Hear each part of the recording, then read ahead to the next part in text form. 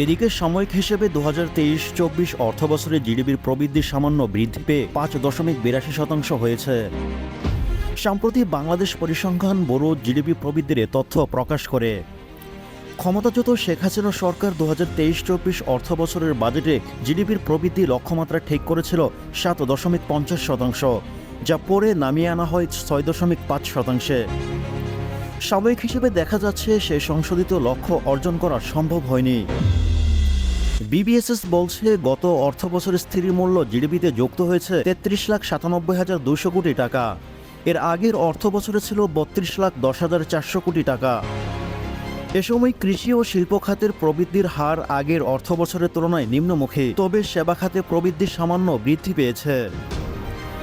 বিবিএসের সর্বশেষ জাতীয় পরিসংখ্যানের তথ্য মতে 2020-21 অর্থবছরে শিল্প খাতের প্রবৃদ্ধি ছিল 10.29%। পরের বছর 2021-22 অর্থবছরে তা কমে দাঁড়ায় 9.86%। পতনের ধারা অব্যাহত থাকে পূর্বের 2 বছরেও। কৃষি খাতে 2022-23 অর্থবছরের প্রবৃদ্ধি ছিল 3.37%। টিম টিআরসি হৃদয়ে ধারণ করে বাংলাদেশ, দ্য রিয়েল কনসালটেশন, স্বচ্ছ ভ্যাট আইনে দক্ষ ন্যায্য ভ্যাট প্রদানে, যা 2023-24 অর্থবছরে এসে দাঁড়ায় 3.21%।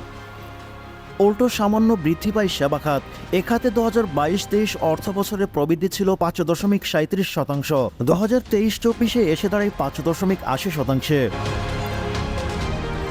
অন্যদিকে 2018-19 অর্থবছরের রেকর্ড 8.15% জিডিপি প্রবৃদ্ধি অর্জন করেছিল বাংলাদেশ। এরপরে আসে করোনা মহামারী। তাতে 2019-20 অর্থবছরের প্রবৃদ্ধি নেমে যায় 3.45%, যা কয়েক দশকের মধ্যে সর্বনিম্ন।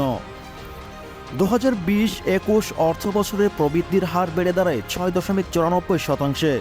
দুঃসময় কাটিয়ে 2021-22 অর্থবছরের জিডিপি প্রবৃদ্ধি বেড়ে হয় 7.10%। অন্যদিকে 2022-23 অর্থবছরের জন্য সরকার বাজেটে জিডিপি প্রবৃদ্ধি লক্ষ্যমাত্রা ধরেছিল 7.50%, কিন্তু ইউক্রেন যুদ্ধসহ নানা কারণে বিশ্ব অর্থনীতি দুর্দশার প্রভাব থেকে মুক্ত থাকার উপায় ছিল না বাংলাদেশেরও। প্রাথমিক হিসেবে 6.03% জিডিপি অর্জিত হওয়ার ধারণা দেওয়া হলেও চূড়ান্ত হিসেবে তা 6%-এর নিচে নেমে যায়।